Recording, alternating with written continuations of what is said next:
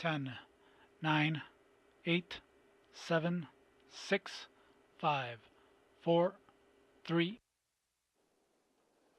Bueno, bienvenidos de regreso. Esta tarde tenemos nuestra última sesión y vamos a comenzar nuestro estudio en la página 103. El título de la lección número 9 es La Gran Tribulación. No vamos a poder terminar este tema en el tiempo que disponemos ahora, pero si no alcanzamos a terminar, vamos a concluir en la sesión de mañana en la tarde y vamos a ver cómo nos va. Si podemos avanzar rápido, tal vez terminemos, pero no creo que sea así. Bien, en la página 103 vamos a encontrar que hubo dos periodos de tribulación. Y ustedes dicen, ¿cómo que hay dos periodos de tribulación? Bueno, vamos a leer primero una cita que encontramos en el Conflicto de los Siglos, página 600, a donde la hermana White compara la experiencia de la ciudad de Jerusalén en el año 70 y lo que va a ocurrir al final de la historia. Dice allí en el Conflicto de los Siglos, página 600, el mundo entero en el futuro será envuelto en una ruina más espantosa que la que cayó antiguamente sobre Jerusalén. Así que ustedes notan aquí que hay dos momentos de tiempo que se mencionan. Se menciona una ruina espantosa en relación con la destrucción de Jerusalén y se menciona otra de esas ruinas espantosas en relación con la segunda venida de Jesús. Ahora, hay un punto muy importante que necesitamos tomar en cuenta, y es que la tribulación que menciona Mateo tiene una doble aplicación a los 1260 años y al tiempo del fin. Ahora quiero explicar qué es lo que quiero decir con esto, porque ustedes dicen, bueno, entonces tiene una triple aplicación, porque se aplica a la destrucción de Jerusalén, se aplica a los 1260 años y luego entonces se aplica en la crisis final. ¿Eso no serían tres aplicaciones? En realidad no, porque vamos a encontrar que el periodo futuro en realidad es una continuación de la tribulación que transcurrió durante los 1260 años. Es decir, no debemos mirar los 1260 años y el cumplimiento final de la tribulación como dos etapas distintas, sino la etapa antes de la segunda venida es una continuación de la etapa que transpiró durante los 1260 años. Vamos a notar eso en varios puntos que tenemos aquí en el manual. La bestia de Apocalipsis 13 tiene dos periodos durante los cuales oprime al pueblo de Dios. Porque dice que la bestia persiguió al pueblo de Dios ¿por cuánto tiempo? Por 42 meses, que es lo mismo que 1260 años. Pero luego dice que tuvo una herida mortal, ¿cierto? Pero luego su herida mortal es sanada y va a hacer otra vez en el futuro lo que hizo ¿cuándo? Lo que hizo en el pasado. Es decir, podríamos casi decir que son dos etapas de la crisis final. 1260 años, este poder persiguió al pueblo de Dios, se suspendió cuando recibió una herida mortal, pero reanudará la tribulación cuando la herida mortal sea sanada. Va a continuar, en otras palabras, la persecución. ¿Me están entendiendo lo que estoy diciendo? Es decir, la etapa del futuro es una continuación de la etapa de los 1260 años. También encontramos en el quinto sello, y esto lo vamos a estudiar un poco más adelante en esta lección, en el quinto sello se mencionan dos etapas. Una etapa tiene que ver con los mártires del pasado que murieron durante los 1260 años. La otra etapa tiene que ver con los mártires que serán muertos al final de la historia. Pero en realidad son dos etapas de la misma persecución por el mismo poder, suspendido por un periodo de unos 200 años y algo de paz porque la bestia tiene una herida mortal. Es decir, hubo un grupo de mártires en el pasado, durante los 1260 años, la bestia recibió una herida mortal y luego, después de un tiempo teniendo la herida mortal, se sana la herida y continúa la persecución del segundo grupo de mártires que van a vivir al final de la historia.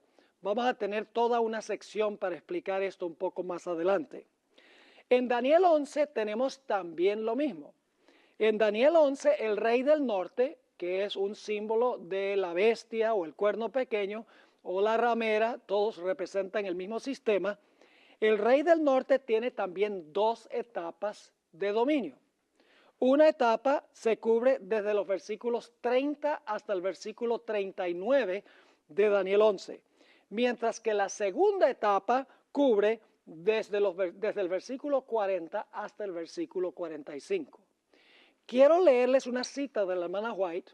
Lamentablemente no está en ninguna fuente en español, pero ustedes la tienen en español en el manual. Yo la traduje del inglés en un tomo que se llama Manuscript Releases, el tomo 13, la página 394. Fíjense cómo la hermana White entendió que Daniel 11 tiene en realidad dos etapas el rey del norte. Una etapa cuando persiguió en el pasado y una etapa cuando va a perseguir en el futuro.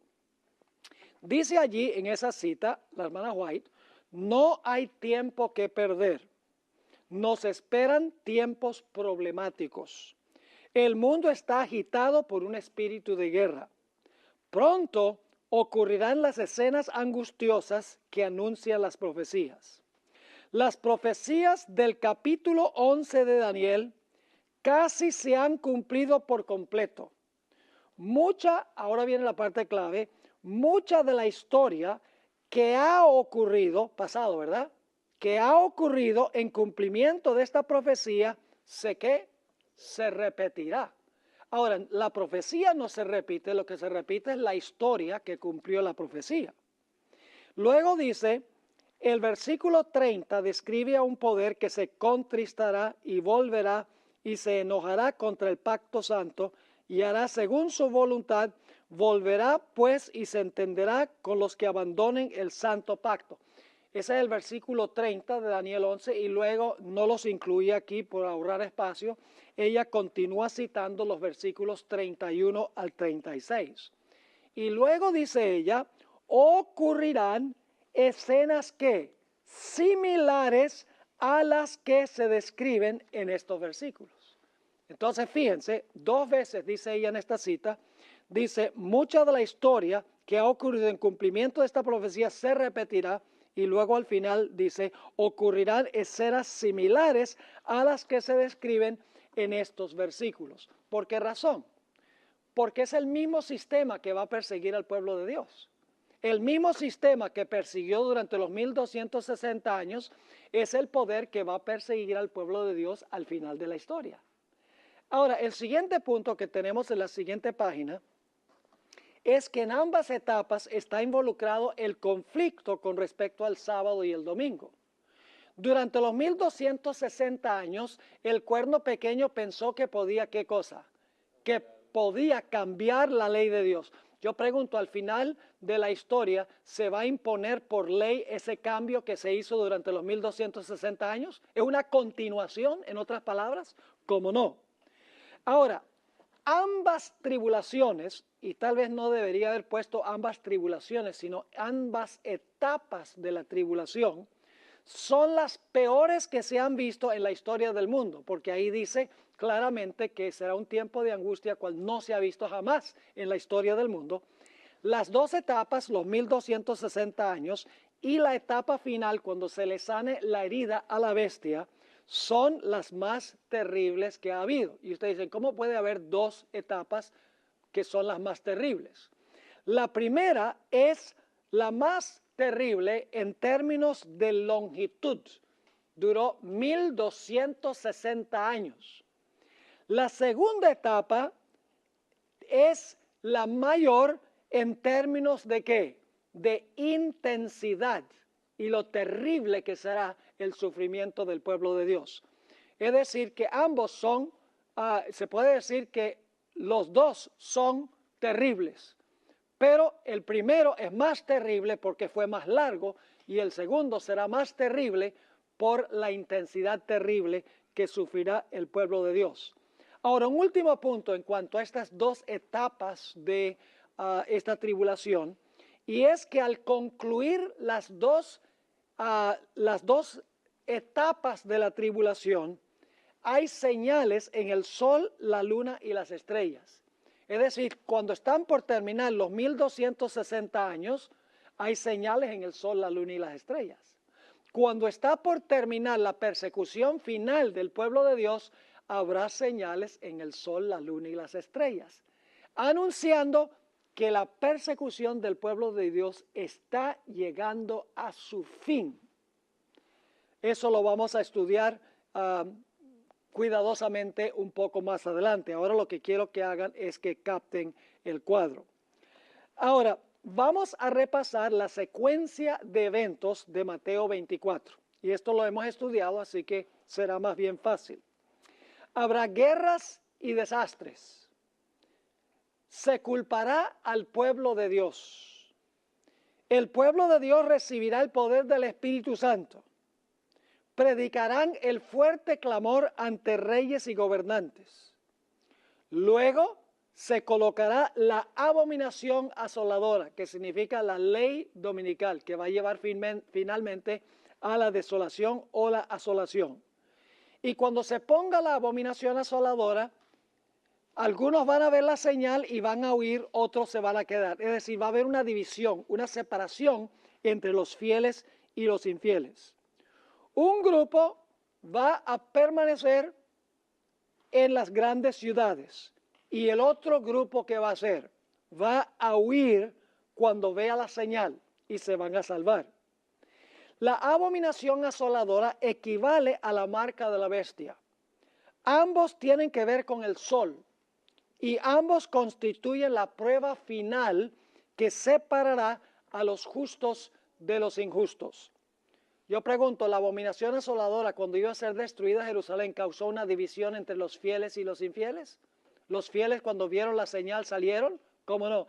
Al final de la historia, el sello de Dios y la marca de la bestia va a separar a los fieles de los infieles. ¿Cómo no? Los fieles van a huir como huyeron los fieles de Jerusalén antes del año 70. ¿Cómo no? Y luego dice que el pueblo de Dios huye y entonces ni un solo hijo de Dios perece en el tiempo de angustia. Y finalmente el pueblo de Dios es librado de sus enemigos y viene la resurrección a la segunda venida de Jesús. Esa es la secuencia que tenemos nosotros en Mateo, el capítulo 24. Ahora vamos a pasar por alto en el sílabo la sección donde dice Daniel 11 presenta la misma secuencia y vamos a pasar por alto la misma secuencia en Apocalipsis, los dos siguientes títulos, porque nos tomaría demasiado tiempo mostrar que Daniel 11 y Apocalipsis siguen la misma secuencia, el mismo orden de eventos de Mateo 24. Ustedes pueden estudiar con detenimiento estas dos secciones porque lo tienen ahí en el sílabo. Lo que quiero ahora es ir a la sección que dice dos etapas de tribulación. Vamos a leer Mateo 24, 21, donde inmediatamente después de decir, orad que vuestra huida no sea en invierno ni en sábado, entonces ahora habla de la gran tribulación. Dice, porque habrá entonces gran tribulación, cual no la ha habido desde el principio del mundo hasta ahora, ni la habrá. La peor tribulación en toda la historia del planeta Tierra. Pero como yo les mencioné, esta tribulación se divide en dos etapas. Los 1260 años y el periodo cuando se le sane a la bestia la herida mortal. Voy a leer del deseado de todas las gentes, página 584, para que ustedes vean cómo se cumplió esto en el pasado, la etapa pasada. Dice allí, en el deseado, página 584, habrá entonces, y fíjense que está citando Mateo 24, Habrá entonces grande aflicción, dijo, cual no fue desde el principio del mundo hasta ahora ni será.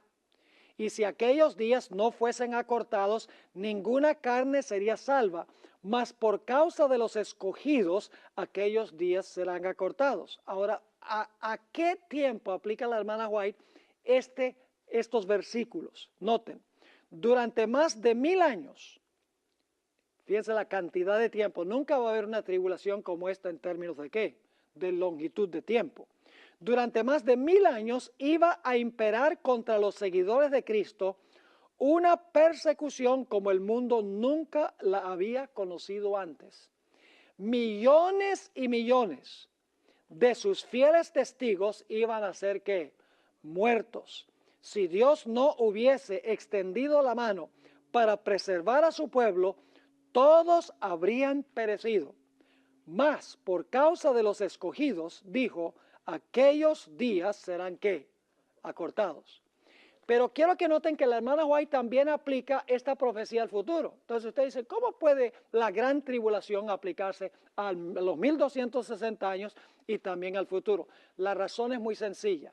La misma bestia es la que persigue en el pasado y va a perseguir en el futuro.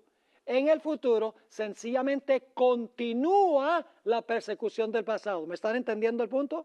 Ahora, noten lo que dice la sierva del Señor en la Review and Herald, noviembre 22, 1892. Dice ella, debemos reconocer que los juicios de Dios están a punto de caer. Esto es futuro, ¿sí o no? Desde cuando ella está escribiendo. Debemos reconocer que los juicios de Dios están a punto de caer sobre la tierra y que es nuestro deber presentarle con gran fervor al pueblo la advertencia que el Señor nos ha encomendado. Y ahora viene ¿qué versículo? El que acabamos de notar que se aplicó al pasado. Porque habrá entonces gran tribulación, cual no la ha habido desde el principio del mundo hasta ahora, ni la habrá. Así que ese versículo se aplica a dos etapas de la tribulación, ¿sí o no? Una etapa pasada y una etapa futura, pero la etapa futura es una continuación de la etapa anterior, pero con un periodo de reposo y de paz entre una etapa y la otra. Ahora miremos más detenidamente la cronología de la tribulación en Mateo 24. En la tribulación durante los 1260 años, los fieles de Dios huyeron a los lugares desolados de la tierra. Los valdenses huyeron literalmente a los montes, pero esto tendrá un segundo cumplimiento cuando el papado gobierne en su segunda etapa. Ahora vamos a leer del Conflicto de los Siglos, página 610, para que ustedes vean la primera etapa de esta tribulación donde el pueblo de Dios tuvo que huir, como dice en Mateo 24. Esto se encuentra en el Conflicto de los Siglos, página 610. Cuando el decreto promulgado por los diversos príncipes y dignatarios de la cristiandad contra los que observan los mandamientos, suspenda la protección y las garantías del gobierno y los abandone a los que tratan de aniquilarlos, el pueblo de Dios, ¿qué hará en el futuro? Huirá de las ciudades y de los pueblos y se unirá en grupos para vivir en lugares más desiertos y solitarios. Muchos encontrarán refugio en puntos de difícil acceso en las montañas. Ese es el futuro, ¿cierto? Pero ahora quiero que noten cómo ella hace referencia a los valdenses en el pasado. Dice, como los cristianos de los valles del Piamonte, ¿saben cuáles son los valles del Piamonte? Donde se refugiaron los valdenses, los que eran perseguidos durante los 1260 años. Dice, como los cristianos de los valles del Piamonte convertirán los lugares elevados de la tierra en santuarios suyos y darán gracias a Dios por las fortalezas de las rocas. Yo pregunto, ¿la hermana White encuentra un cumplimiento pasado de la gran tribulación de Mateo 24? ¿Cómo no? ¿Encuentra también un cumplimiento futuro de ese mismo versículo? ¿Cómo no? No hay ninguna contradicción. Es la misma bestia que persigue al pueblo de Dios. Son dos etapas consecutivas de persecución dividida por un periodo cuando la bestia tiene su herida mortal. Ahora, la palabra entonces en Mateo 24 y el versículo 21, fíjense nuevamente lo que dice Mateo 24 y el versículo 21, dice, porque habrá entonces gran tribulación. ¿A qué se refiere esa palabra entonces? Bueno, la palabra entonces en el versículo 21 indica que el pueblo de Dios verá la señal. ¿Y qué hará? Huirá y luego comenzará, ¿qué cosa? El tiempo de angustia, cual no se ha visto jamás en la historia. ¿Ven la secuencia? La secuencia está clara. Entonces, dice, se ve la señal, el pueblo de Dios huye, comienza el tiempo de angustia y finalmente, al final del tiempo de angustia, el pueblo de Dios es librado, como veremos. En otras palabras, el orden de eventos son ley dominical, huida y tiempo de angustia. Vamos a leer de El Espíritu de Profecía, el libro Testimonios para la Iglesia, páginas 426 y 427, una cita que ya leímos anteriormente. Cómo el acercamiento de los ejércitos romanos fue para los discípulos una señal de la inminente destrucción de Jerusalén. Esta apostasía, está hablando de la apostasía con respecto al domingo, esta apostasía podrá ser para nosotros una señal de que se le llegó al límite de la tolerancia de Dios, de que nuestra nación colmó la medida de su iniquidad y de que el ángel de la misericordia está por emprender el vuelo para nunca volver. Así que fíjense, esa es la abominación asoladora, ¿verdad? ¿Qué viene inmediatamente después de la abominación asoladora? Dice, los hijos de Dios se verán entonces, ¿qué cosa? Sumidos en aquellas escenas de aflicción y angustia, ¿de quién? De Jacob.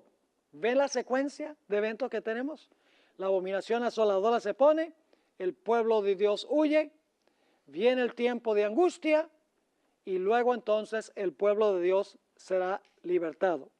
Noten también el conflicto de los siglos, página 619. El pueblo de Dios va a estar escondido como los valdenses que se escondieron durante los 1260 años. Dice, el pueblo de Dios, algunos en las celdas de las cárceles, otros escondidos en ignorados escondrijos de bosques y montañas, invocan aún la protección divina, mientras que por todas partes compañías de hombres armados, instigados por legiones de ángeles malos, se disponen a emprender, ¿qué cosa? La obra de muerte. ¿Eso pasó con los valdenses durante los 1260 años? ¿Cómo no?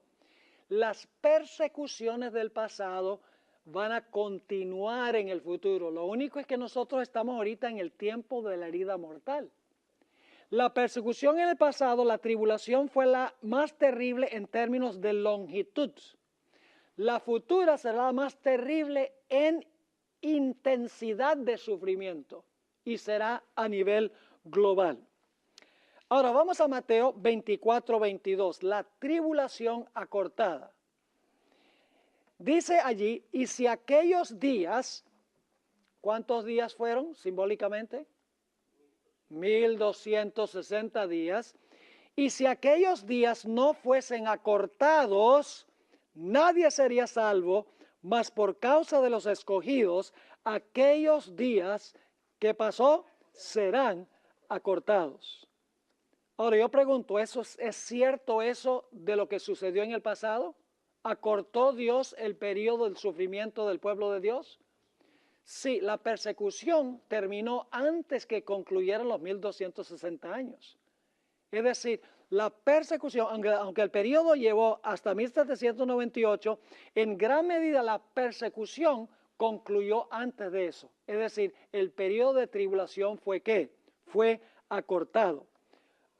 Y vuelvo a leer del Deseado de todas las gentes, página 584, donde la hermana White dice, durante más de 1000 años iba a imperar contra los seguidores de Cristo una persecución como el mundo nunca lo había conocido antes. Millones y millones de sus fieles testigos iban a ser muertos. Si Dios no hubiese extendido la mano para preservar a su pueblo, todos habrían ¿qué? Todos habrían perecido, mas por causa de los escogidos, dijo, aquellos días serán ¿qué? Acortados. Yo pregunto, en el futuro, ¿Dios también va a acortar los días del sufrimiento del pueblo de Dios? Miren, si Dios no acortara la persecución al final de la historia, no quedaría ni un solo hijo de Dios vivo. Así que en ambas etapas, Dios acortó y acortará el periodo de tribulación. Ahora, Dios no permitirá, en otras palabras, que la tribulación llegue a su fin inevitable. Los que huyen son sellados, están seguros, pero claramente Dios va a acortar el periodo de sufrimiento y de persecución, porque si no, no quedaría nadie vivo. Es importante notar, y esto es un punto muy importante, que los escogidos pasan por la tribulación, ¿de acuerdo? ¿Los escogidos van a pasar por la tribulación? Sí, lo cual demuestra que no fueron llevados al cielo en el rapto antes de la tribulación. Porque los protestantes que enseñan hoy en día, los evangélicos enseñan que todos los fieles van a ser sacados del mundo y luego entonces viene la gran tribulación, pero ellos van a estar disfrutando del cielo. Pero aquí dice claramente que los escogidos van a pasar por la tribulación, porque dice esos días van a ser acortados para beneficio de los escogidos. Así que esto contradice la teoría del rapto. Ahora la pregunta es, ¿quiénes son los escogidos? ¿Son judíos o son todos los que han recibido a Cristo Jesús como Salvador personal? Esto ya lo hemos estudiado, ustedes pueden leer 1 Pedro 2:9, Colosenses 3:12, Apocalipsis 17:14 y el pasaje clave, Romanos 8:31-35, donde dice que los escogidos son los que han recibido a Cristo Jesús como Salvador personal. Son judíos espirituales, no son judíos literales. Ahora, noten otro punto importante que demuestra que los escogidos van a pasar por la tribulación. Son los cristianos los que van a pasar por la tribulación. Dios no se los va a llevar al cielo antes de la tribulación. En Mateo 24, 30 y 31, se nos dice que cuando Jesús venga por segunda vez, reunirá a sus escogidos de los 4 ángulos de la tierra. Ahora, si los escogidos ya estuvieran en el cielo, no sería necesario reunirlos a la segunda venida. Esto demuestra que los escogidos pasaron por la tribulación y serán reunidos cuando Cristo venga. ¿Están entendiendo ese punto? Muy importante. Ahora, el diablo quiere que los cristianos piensen que no van a pasar por la tribulación, porque sabe que para pasar victoriosamente por este periodo, necesitarán los hijos de Dios haber desarrollado una fe inquebrantable en tiempo de prosperidad. Esta fe hay que desarrollarla antes de la tribulación. Pero Satanás le dice a los cristianos, hoy no te preocupes por la tribulación, que tú no vas a pasar por eso. Entonces la gente se pone tranquila, dice, bueno, no tengo que desarrollar ninguna fe necesaria para pasar por ese periodo, porque yo no voy a pasar por eso. Y se van a encontrar en la tribulación y van a fracasar porque no se han preparado de antemano. Ahora fíjense, ¿se prepararía usted para un huracán en California si el huracán va a ocurrir en la Florida? Claro, ahora, si usted no piensa que va a pasar por la tribulación, ¿se va a preparar para la tribulación? No. En ningún sentido de la palabra. Los evangélicos creen que Apocalipsis 4 al 22 se cumple después del rapto. Si ese es el caso, entonces ¿para qué estudiamos nosotros Apocalipsis 4 al 22?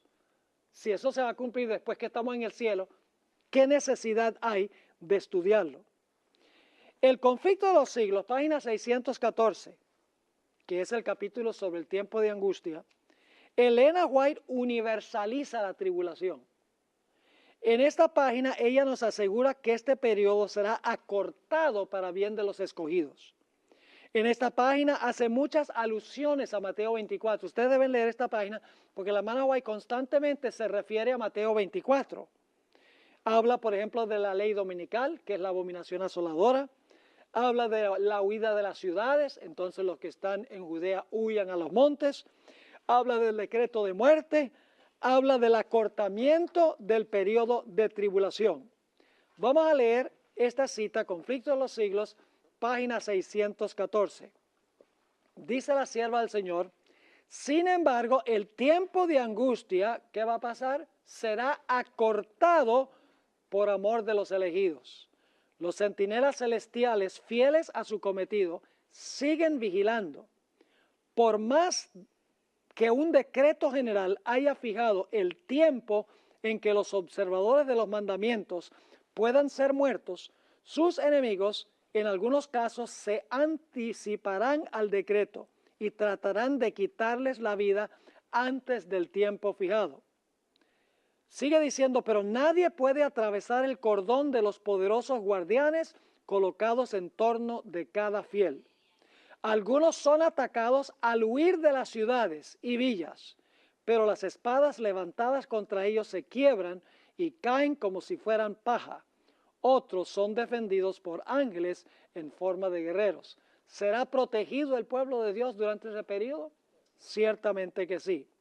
Ahora, no vamos a hablar de la parábola de la viuda persistente. A la mayoría de las versiones de la Biblia ponen la parábola del juez injusto, pero esta historia no es del juez injusto, es de la persistencia de la viuda, porque ya hablamos de esto. Esta parábola se aplica especialmente en este tiempo de angustia. Ahora, el siguiente evento que encontramos en el tiempo de angustia es la falsificación de la segunda venida de Cristo. Vamos a anotar Mateo 24, 23. Entonces, todavía está hablando del periodo de tribulación. Entonces, si alguno os dijere, mirad, aquí está el Cristo, o mirad, allí está, ¿qué dice? No lo creáis. Es decir, después del cierre de la gracia, van a venir personas pretendiendo ser ¿qué? Pretendiendo ser Cristo. Y vamos a encontrar que después de aparecer varios falsos Cristos, se va a aparecer uno que va a pretender ser el Cristo, un individuo específicamente. Ahora, hacia el final de la tribulación, Satanás falsificará la segunda venida de Cristo haciéndose pasar por Cristo. La palabra entonces indica que la falsificación de la segunda venida de Jesús va a ocurrir después de cerrarse la puerta de la gracia. ¿Les queda claro ese punto? ¿Cuándo es que Satanás va a falsificar la segunda venida? Muchos creen que es antes del cierre de la gracia que Satanás se va a aparecer como si fuera Cristo. Pero la secuencia cronológica de Mateo 24 indica que Satanás va a falsificar la segunda venida de Jesús durante la gran tribulación, después del cierre de la puerta de la gracia. Porque Mateo 24 está en orden ¿qué? Está en orden cronológico, un evento tras otro. Claro, alguien pregunta esto. ¿Por qué falsificaría Satanás la segunda venida si todos los fieles están sellados y ya no pueden ser engañados?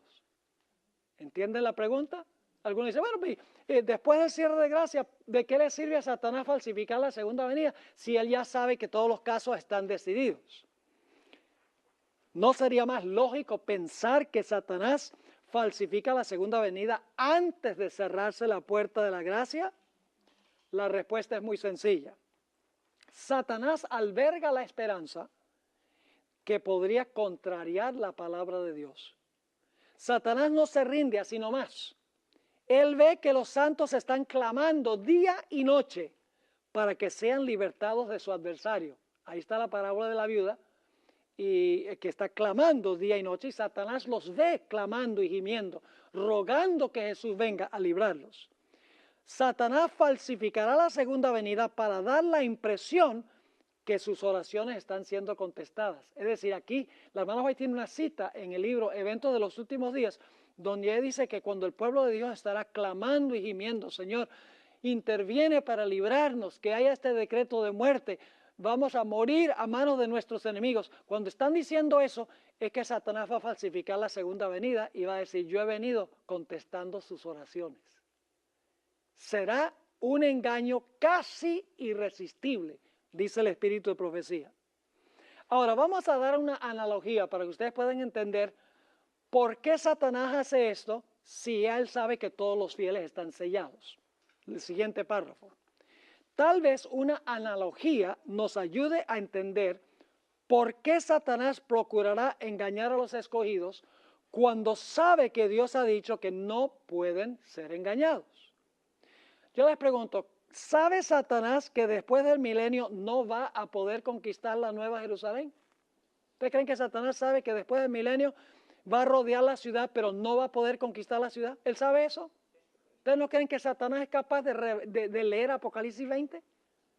Donde dice que va a rodear la ciudad, pero va a descender fuego del cielo que va a consumir a los impíos. ¿Satanás sabe que él no va a poder con la ciudad?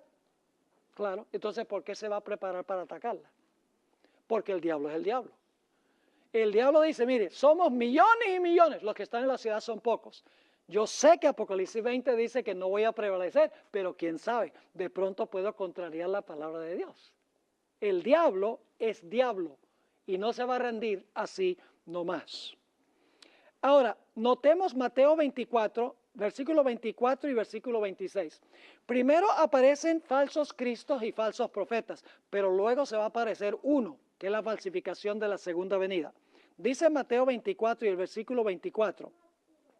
Porque se levantarán falsos cristos y falsos profetas y harán grandes señales y prodigios, de tal manera que engañarán, si fuere posible, a los escogidos, aún a los escogidos. Y ahora fíjense, en español, lamentablemente, la traducción no capta esto, pero en el griego sí está.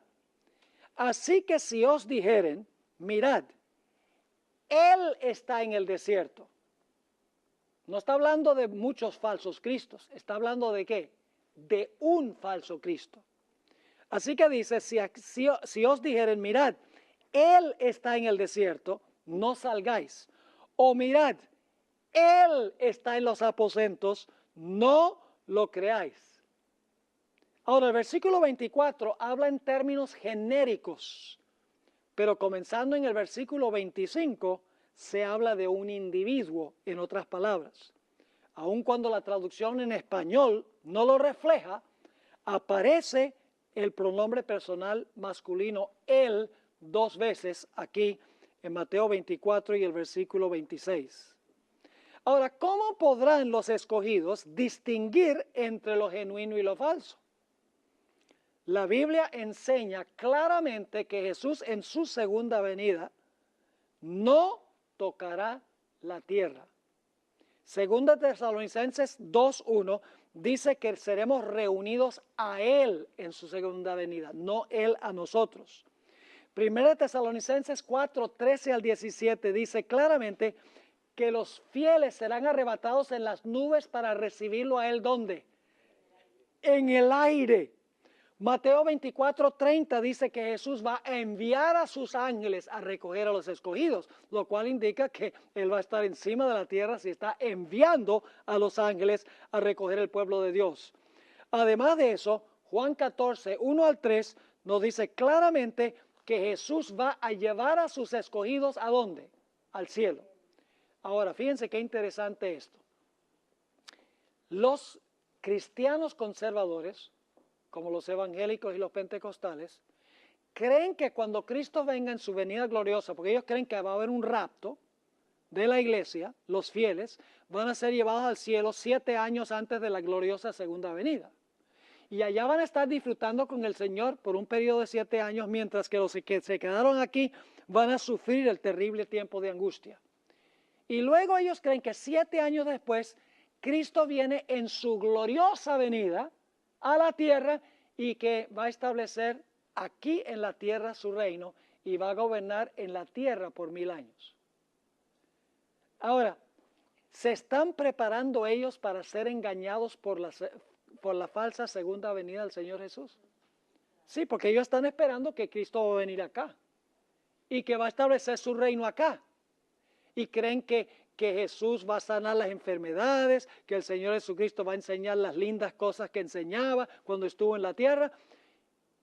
Los cristianos, al creer eso, se están dejando abiertos para creer en la falsa segunda venida, que Satanás va a implementar. Ahora, noten que en 2 de Tesalonicenses, el capítulo 2, se describe la falsa segunda venida. En el versículo 1 se habla de la verdadera segunda venida y en el versículo 9 se habla de la falsificación de la segunda venida por Satanás. Note Mateo 24, 25, Jesús dice, ya os lo he dicho antes. ¿Qué está diciendo Jesús cuando declara, ya yo se lo dije antes? Está diciendo, mire, cuando venga este falso Cristo, por más impresionante que sea, acuérdense que yo les dije esto. Él no va a tocar la tierra, no va a venir hasta acá. Ahora, vamos a leer un pasaje aquí del Espíritu de Profecía, donde ella describe la falsificación de la segunda venida de Cristo. Se encuentra en la página 110 de nuestro sílabo. Es impresionante esta cita.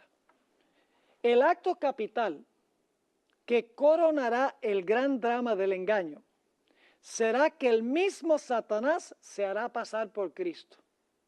Y la base bíblica está en 2 de Tesalonicenses, el capítulo 2 y el versículo 9. Entonces se manifestará aquel inicuo, el cual el Señor destruirá con el resplandor de su venida. Note lo que sigue diciendo. Hace mucho que la iglesia profesa esperar el advenimiento del Salvador como consumación de sus esperanzas. Pues bien, el gran engañador aparentará que Cristo ha venido. En diferentes partes de la tierra, ¿en contraste con qué? ¿Qué dijo Jesús? Todo ojo lo verá. Pero aquí dice, en diferentes partes de la tierra, Satanás se manifestará a los hombres como ser majestuoso de un brillo deslumbrador parecido a la descripción que del Hijo de Dios da San Juan en Apocalipsis el capítulo 1. Es decir, Satanás va a poder falsificar cómo parece Jesús en su segunda venida. Sigue diciendo aquí, la gloria que le rodee superará cuanto hayan visto los ojos de los mortales. El grito de triunfo repercutirá por los aires. Cristo ha venido, Cristo ha venido. Es decir, la gente va a confiar en el testimonio de los demás, en lo que dicen sus ojos, en lo que dicen sus oídos. El pueblo se postrará en adoración ante él, mientras levanta sus manos y pronuncia una bendición sobre ellos, como Cristo bendecía a sus discípulos cuando estaba en la tierra. Su voz es suave y acompasada, aunque llena de melodía. El diablo también puede hablar con una voz melodiosa. Sigue diciendo aquí la sierva del Señor. En tono amable y compasivo, enuncia algunas de las verdades celestiales. Fíjese que va a enseñar algunas cosas que enseñó Jesús. Y llenas de gracia que pronunciaba el Salvador. Cura las dolencias del pueblo. ¿Hacía eso Jesús? ¿Curaba las dolencias del pueblo? ¿Cómo no? ¿Hablaba palabras que eran de consuelo para la gente? ¿Cómo no? Sigue diciendo, cura las dolencias del pueblo. Y luego, en su fementido carácter de Cristo, asegura haber cambiado el día de reposo del sábado al domingo y manda a todos que santifiquen el día bendecido por él. Declara que aquellos que persisten en santificar el séptimo día blasfeman su nombre porque se niegan a oír a sus ángeles que les fueron enviados con la luz de la verdad. Este es el engaño más poderoso y resulta, ¿qué cosa? Casi irresistible. Por eso dice que engañará si fuere posible aún a quienes, a los escogidos. Sigue diciendo, pero el pueblo de Dios no será extraviado. ¿Por qué el pueblo de Dios no se va a extraviar? ¿Acaso los ojos no dicen que esto es Jesús? ¿Acaso los oídos no dicen que este es Jesús? ¿Acaso la muchedumbre del mundo no dice que esto es Jesús? ¿Cómo es que el pueblo de Dios, una minoría, va a decir, este no es Jesús? ¿A base de qué? No se guían por sus ojos, ni sus oídos, ni sus emociones. ¿Se basan en qué? En la palabra de Dios. Sigue diciendo, pero el pueblo de Dios no será extraviado. Las enseñanzas. ¿Cuán importante es conocer las verdaderas enseñanzas de la Biblia? ¿Es importante conocer doctrina? ¿Es importante saber cómo va a venir Jesús? O sea, yo una vez escuché a un pastor decir, a mí no me importa cómo viene, a mí lo que me importa es que viene. Pues si usted no sabe cómo viene, usted va a aceptar el Cristo que no es. Dice, las enseñanzas del falso Cristo no están de acuerdo con las sagradas escrituras. Su bendición va dirigida a los que adoran a la bestia y su imagen, precisamente sobre quienes dice la Biblia que la ira de Dios será derramada sin mezcla. Así que lo que dice en cuanto al día de reposo es contrario a la Biblia, pero su forma de venir también es contraria. Dice, además, no se le permitirá a Satanás falsificar la manera en que vendrá Jesús. El Salvador previno a su pueblo contra este engaño y predijo claramente cómo será su segundo advenimiento. Porque ahora va a citar la hermana White lo que leímos de Mateo 24. Porque se levantarán falsos cristos y falsos profetas y darán señales grandes y prodigios, de tal manera que engañarán, si es posible, aún a los escogidos. Así que, si os dijeren, he aquí está en el desierto, he aquí en el desierto está, no salgáis. He aquí en las cámaras, no creáis. Porque como el relámpago que sale del oriente y se muestra hasta el occidente, así será también la venida del Hijo del Hombre. Sigue diciendo la sierva del Señor, no se puede remedar semejante aparición. Todos la conocerán y el mundo entero la presenciará. ¿Cómo sabrá el pueblo de Dios que este es un falso Cristo? Dos maneras. Uno, la manera o la forma en que viene Satanás disfrazado como Jesús. Y en segundo lugar, las enseñanzas de este falso Cristo no cuadran con la santa palabra de Dios. ¿Cuán importante es conocer entonces la palabra de Dios? Hermanos y hermanas, es cuestión de vida o muerte que nosotros nos fortalezcamos en la palabra de Dios, que podamos vivir por un así dice Jehová. Y luego después de esto, fíjense, viene la destrucción, ¿verdad que sí? Va a venir la destrucción, las plagas. ¿Y qué es lo que se ve según Mateo 24 y el versículo 28? Cuando Cristo venga como el rayo del oriente y el occidente, dice, porque donde quiera que estuviera el cuerpo muerto, allí se juntarán ¿qué? Y qué interesante, las águilas. ¿Hubo águilas en la destrucción de Jerusalén en el Antiguo Testamento? ¿Hubo águilas en la destrucción de Jerusalén? ¿Se verán las águilas al final cuando Cristo venga por segunda vez? ¿Cómo no? Ahora, hablemos de la segunda venida y las señales en los cielos. Vamos a notar Mateo 24 y el versículo 29 al 31. Esto es después, cuando ya llega a su fin la tribulación. Dice, e inmediatamente después de la tribulación de aquellos días, el sol se oscurecerá y la luna no dará su resplandor y las estrellas caerán del cielo y las potencias de los cielos serán conmovidas. Todavía no es la segunda venida.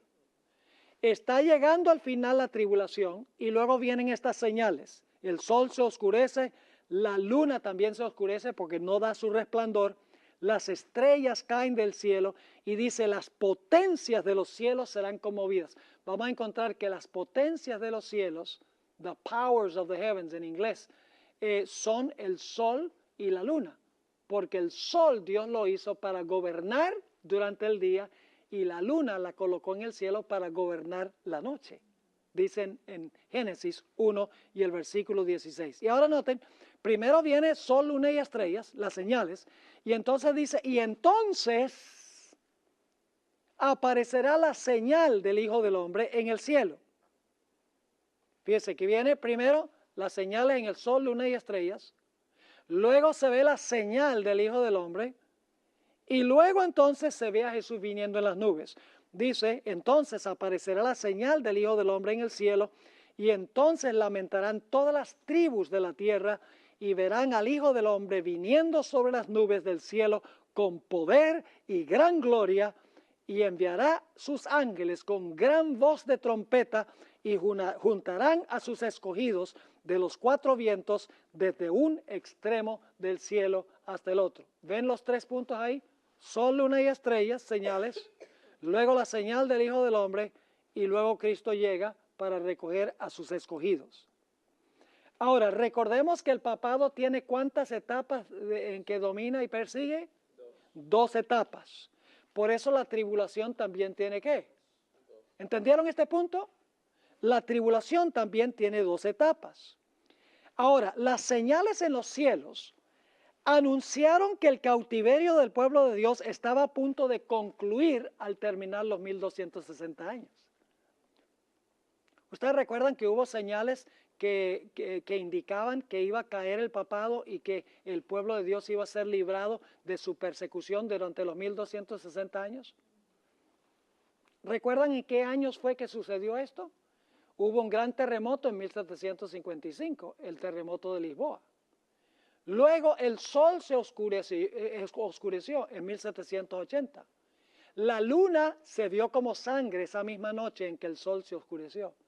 Y en 1833, ¿qué pasó? Las estrellas cayeron del cielo.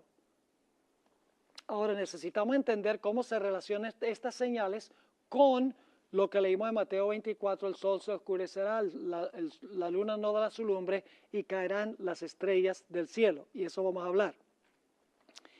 Ahora, las señales en los cielos anunciaron que el cautiverio del pueblo de Dios estaba a punto de concluir al terminar los 1260 años.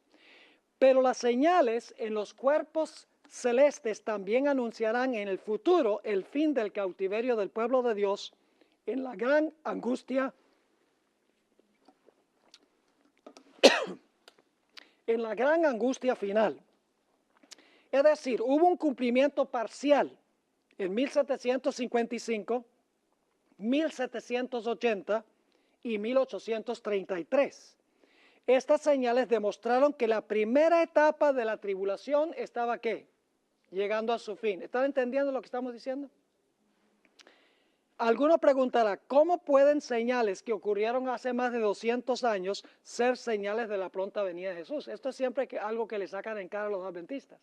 ¿Cómo dice usted que un terremoto en 1755 y un oscurecimiento del sol y la luna en sangre en 1780 y la caída de las estrellas en 1833 son señales de la pronta venida de Jesús si estamos ya en el año 2016? La gente cada rato saca esto. Pero es que las señales en el sol, la luna y las estrellas en 1780 y 1833 no eran solo para anunciar que estaba comenzando el tiempo del fin, sino que eran un anuncio de que iba a concluir el primer periodo de tribulación e iba a comenzar el tiempo del fin. Ahora, aquí viene un punto importante. En Apocalipsis 6, 12 y 13, dice que la luna se tornó como sangre, pero en Mateo 24, 29 dice que la luna se ¿qué? La luna se oscureció. ¿Es la misma señal esa? ¿Es lo mismo oscurecerse la luna que la luna verse como sangre? No, no es la misma señal. Técnicamente las señales de Apocalipsis 6, 12 y 13 no son las mismas de Mateo 24, 29. Las de Mateo 24, 29, ¿recuerdan que lo leímos? El sol se oscurece, la luna no da su lumbre y las estrellas caen del cielo. Esas señales se cumplieron en 1780 y 1833. No se cumplieron en 1780 y 1833. Esas señales en el sol, la luna y las estrellas. Las señales de Mateo capítulo 24 y el versículo 29 y 30 son señales que se van a cumplir en el futuro. Ahora, las señales de Apocalipsis 6, 12 y 13 se parecen a las de Joel 2:31. Las de Joel 2:31, recuerdan que el apóstol San Pedro presentó estas señales en el día del Pentecostés. Allí en Joel 2:31 dice que el sol se oscurecerá, la luna será tornada en sangre antes del día grande y terrible de Jehová. Es decir, no en el día terrible de Jehová, sino antes del día grande y terrible de Jehová. Hay varios textos del Antiguo Testamento que presentan las señales en el sol, la luna y las estrellas. No todos estos textos se refieren al mismo momento. Las señales de Apocalipsis 6, 12 y 13 se aplican a 1780 y 1833. Las señales de Mateo 24, 29 y 30 se aplican a señales que anuncian la venida inmediata del Señor Jesucristo. Las señales de Joel 2:31 se aplican al día del Pentecostés y se aplican también a 1780 y 1833. Pero las señales que se mencionan en los otros textos del Antiguo Testamento, donde habla del sol, la luna y las estrellas, se aplican a eventos que se realizan inmediatamente antes de la segunda venida de Cristo Jesús. Por ejemplo, Joel 2, 10 y 11 presenta diferentes señales que las de Apocalipsis 6, 12 y 13 y Joel 2, 31. En Joel 2, 10 y 11 hay un terremoto, el sol y la luna se oscurecen y las estrellas dejan de brillar. ¿Es diferente eso que lo que encontramos en Mateo 24? Mateo 24 dice ¿qué cosa? Dice el sol se oscurece, la luna no da su lumbre y las estrellas del cielo caen. Pero estas señales en Joel 2 dice que el sol y la luna se oscurecen y las estrellas dejan de brillar. No son las mismas señales. Y luego tenemos Joel 3, 15 y 16. No presenta tampoco las mismas señales de Apocalipsis 6, 12 y 13. Allí dice que los cielos y la tierra se sacudirán y el sol y la luna se oscurecerán. En Isaías 13:10 y los versículos siguientes no presenta las mismas señales de Apocalipsis 6, 12 y 13. En Isaías dice que el sol, la luna y las estrellas se oscurecen. Esto no sucedió en 1755, 1780 y 1833. ¿Están entendiendo este punto? En otras palabras, hay dos grupos de señales en el sol, la luna y las estrellas. Un grupo se cumplió en 1780 y 1833. El otro grupo se cumplirá inmediatamente antes de la segunda venida del Señor Jesús. Quiero animarles a que repasen en el tiempo libre que tenemos hasta mañana estas dos páginas, la página 111 y la página 112, lean todos esos versículos para que vean que no son las mismas señales, porque vamos a necesitar entender esto para la siguiente sección en la página 113 sobre el quinto sello y Mateo 24.